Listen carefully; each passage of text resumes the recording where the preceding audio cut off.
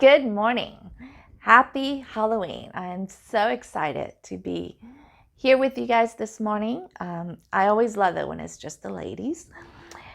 Wow, what can I say? This year has been so different. I don't think we'll ever forget this year. I don't know if anyone would have been able to predict the pandemic, the shutdown of our country, the political arena, the social unrest and injustice that's happening around us. And in a lot of ways, our daily lives, our normal lives have been interrupted. The change has been across the board. And I know it hasn't been easy. It hasn't really been easy for you going to school virtually. It hasn't been easy that so many important social events have been canceled, from graduation to prom to homecoming to so many other things. And even just your daily connection with friends and hanging out with people has been disrupted. It's been hard. And in a lot of ways, I know so many of you haven't really been able to hang out with anybody or to see anybody face to face. And it's been a while.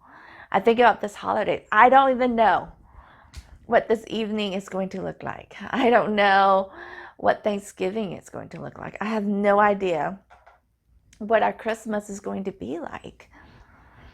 And this is just so different on so many ways. And our lives have been interrupted. But I want to talk about something today that I hope will help you. And I love it because I think Jesus gives us great answers to our lives, to the things that are going on, to all the difficulties that we have. In Matthew 6:22 through 23, it reads, "The eye is the lamp of the body. If your eyes are good, your whole body will be full of light. But if your eyes are bad, your whole body will be full of darkness." You know, I used to think about this scripture when it talks about our eyes, right, being the lamp of the body. I used to think it was about the things that I watch. What am I feeding into my brain by what I watch? Whether it's violence, pornography, whatever it may be. What is it that I'm feeding my brain? And I don't necessarily think that's wrong. But I think with deeper Bible study, what I'm learning is Jesus was actually talking about something different. What he was talking about was my view of the world. There's a Jewish philosophy during Jesus's time, and it was this idea of a good eye or a bad eye, right? And so you can either have a good eye, which is a generous eye. Do you view the world as a plentiful place? Do you view the world with a generous eye? Do you view it as there is plentiful, right? Do I see people? Am I generous with them? Do I give them the benefit of the doubt? Do I see the goodness in them? Do I see the possibilities? Do I look at circumstances and things that are happening? And do I see the possibility of growth, the opportunities that are around me? That's what Jesus is talking about when he says, when we have a good eye. And then when we have a bad eye or a stingy eye, right? You think about having a stingy eye. It means, do I view the world with scarcity? Do I view like it's all bad? Do I view people as most people are trying to hurt me? Do I view the circumstances and things around me that I have to take care of myself? Because if I don't, no one else is. It's all about self-preservation. You know, it's all about, what do I get? And so Jesus is talking about here is we can have a good eye, a generous eye, or we can have a stingy eye and a bad eye. But it's more than just the way we think, right? It's not about positive thinking as we see it. He's actually talking about how the way I view the world will dictate how I interact with it. The way I view the world will cause me to behave in a certain way. Whether I behave in a way that sees the world as good, or I behave in a way that sees the world as bad. I love this part where he talks about here. It says, if your eyes are good, your whole body will be full of light. And I love that, because what it means is, if I have the view of the world that is good, if I see it as good, I see people as possibilities, I see circumstances as opportunities, what happens is my whole body will be full of light. And what happens when your whole body is full of light? You become light. You become a lamp to those around you. When we have a good eye, we have the ability to impact the world. We have the ability to change the world. And it's about who we become. Because when we have that good eye, we become somebody who sees possibilities. We become somebody who sees opportunities. We become somebody who believes in people and who believes in the goodness that is out there. It's not just what we do, it's who we are becoming.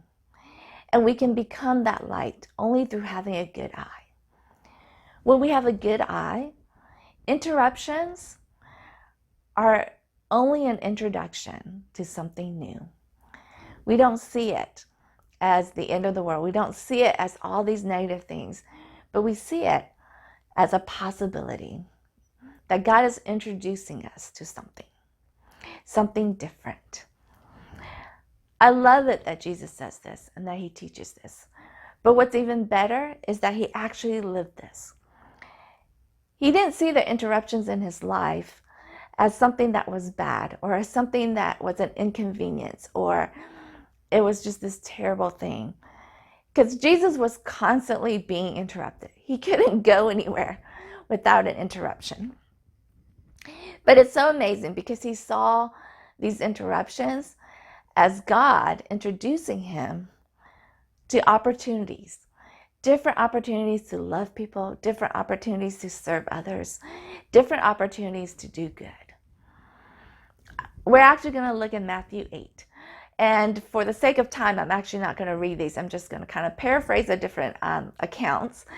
And so in Matthew 8, 1 through 4, Jesus heals a man with leprosy. I have to say, this is one of my all-time favorite accounts of Jesus. And so Jesus was just coming down from the mountain, right? And there's large crowds around him. And this man comes running, and he falls down at Jesus' feet. And this is a man with leprosy. So you can imagine, as he's coming, people are like getting out of the way. Because in that time, if you touched somebody with leprosy, you had the chance of catching it, but also you become unclean.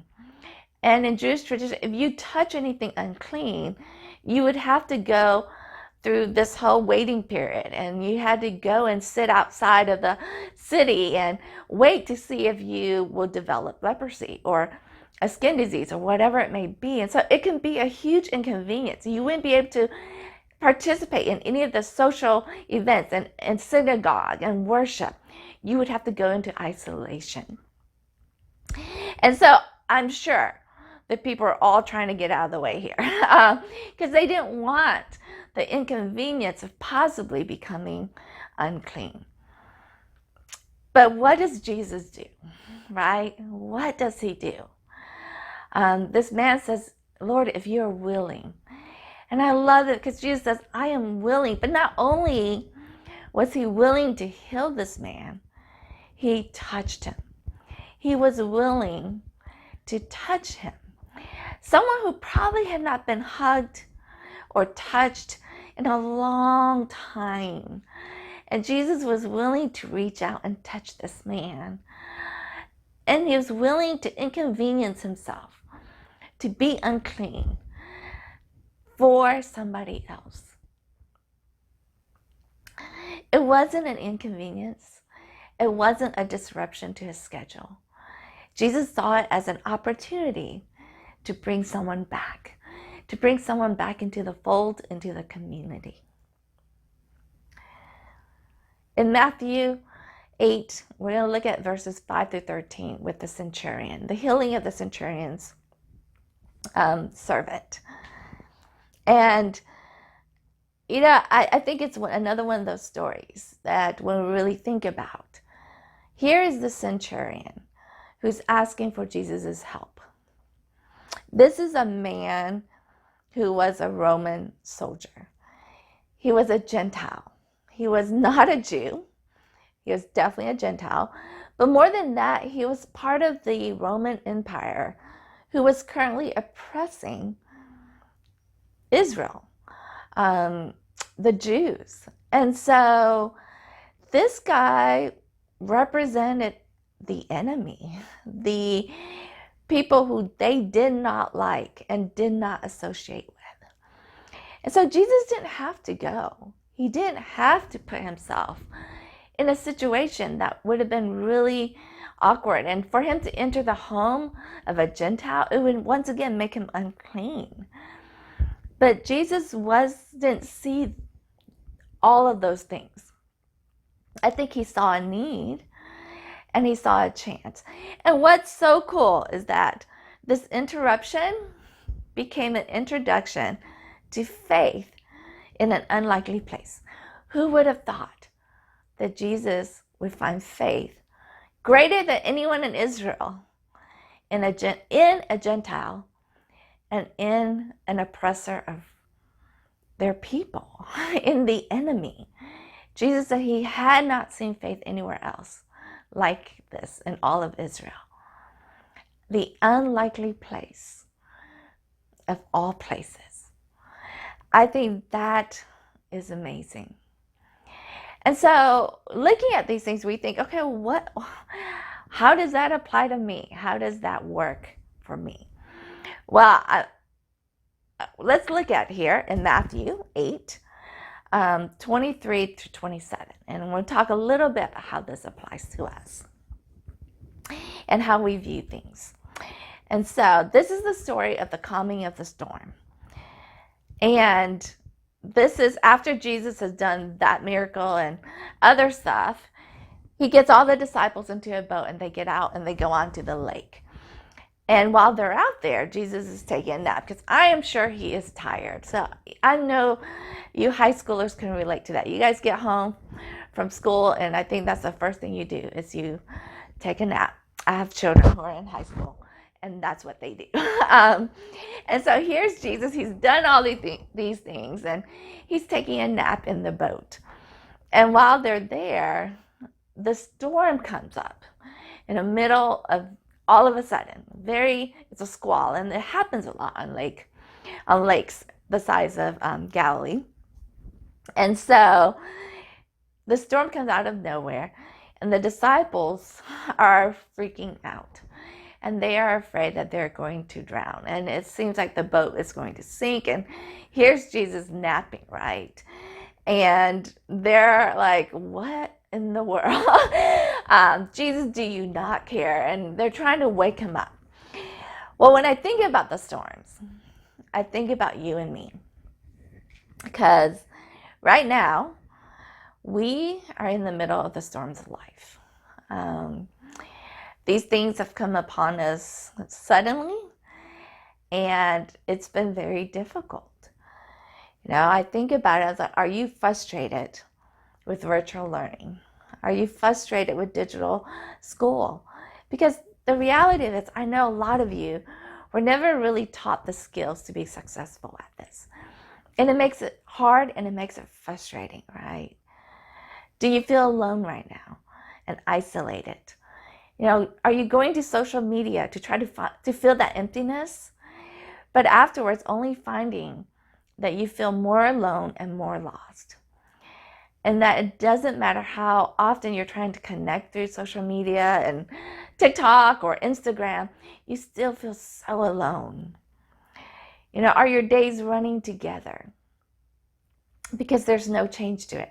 You get up, you do the same thing over and over and over again every day to the point where you're numb? Do you feel the pressure to be a certain way because of the color of your skin? Do you feel like people are judging you constantly because of prejudices? Do you feel like you have to represent an entire race and you can't be yourself? Is your family mourning losses, right? Loss of job, loss of loved ones, or loss of just what normal used to be? We are in the middle of the storms of our lives right now. And all of us have different storms. Do you feel like you're not going to make it, right? Do you feel like you're drowning in anxiety and in fear? Are you numb to everything around you? That is very possible. And that is probably very true.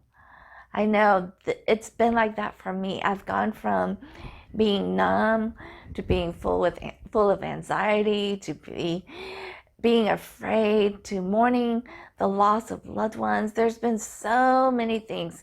I feel like one storm after another, after another, after another. And I felt like I'm drowning. I felt like I'm barely keeping my head above water. Right? In relationships and so many different things, with work, with all of these things, I felt like I'm barely keeping my head above water. And I know it's difficult. But what I want to do is I want to encourage you. I want to encourage you to have a good eye. You know, maybe Jesus is trying to introduce you to a miracle. Like when he got up and he calmed the storm, right? He spoke and everything just settled down. And the disciples were like, who is this? Maybe that's what Jesus is doing right now with the interruptions. He's trying to introduce you to a miracle that he wants to do in your life. Maybe he's trying to introduce you to himself. Maybe Jesus is trying to show you who he is. And not just who you think he is, not who your parents think he is, not who you've heard in Sunday school who he is, but he's trying to introduce himself to you personally. Or maybe he's trying to introduce you to a new way of living, to a new way of thinking, to a new skill, to doing things different. If we have a bad eye, if it becomes about self-preservation, if it becomes about there's not enough and I have to, it doesn't matter what I do, who I hurt, it's all about me. If we become that, we might miss out on what God is trying to do right here and right now. And thank you so much for spending this time with me. I hope you have an incredible time discussing what Jesus is trying to introduce to you right now in your life. And I hope you guys have a wonderful afternoon with free time and everything else that you're going to do this evening. Be safe. Take care.